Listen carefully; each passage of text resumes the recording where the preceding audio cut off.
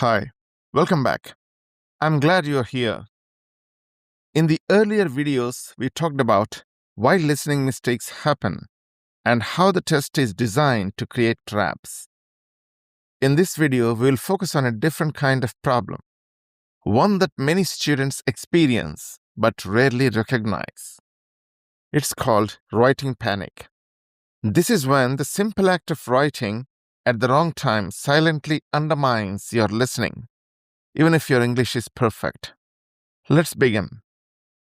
Let's start with what students usually feel during the test. Many students think, I'll forget it. I must write it now. There's no time. This pressure feels very real.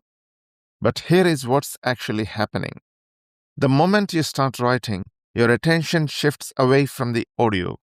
Listening becomes weaker, and the next piece of information is missed.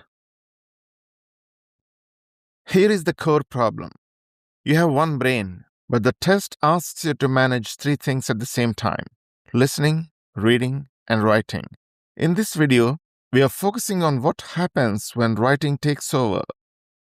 When your attention shifts to writing, listening weakens, and the audio doesn't wait, it continues.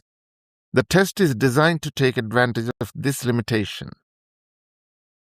This is the typical chain reaction. You hear something that sounds like an answer. Your hand moves, and you start writing it down.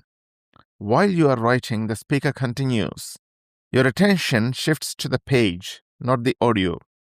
And that's when the next answer is missed, often without you even realizing it. This is how one moment of writing panic leads to a series of mistakes. It's important to be very clear about this. Writing panic is a timing and control problem. It's not a spelling problem. It's not a vocabulary problem. Even students with strong English experience this. The issue is not language. It's how attention is managed under pressure. So, what should you do differently? The problem is not that you write. The problem is when and how you write. The instinct is write immediately, write everything, and write carefully. The strategy must be listen first, confirm the answer, and then write briefly. This is not about speed or shortcuts. It's about controlling the order of your actions. Remember this. Listening comes first.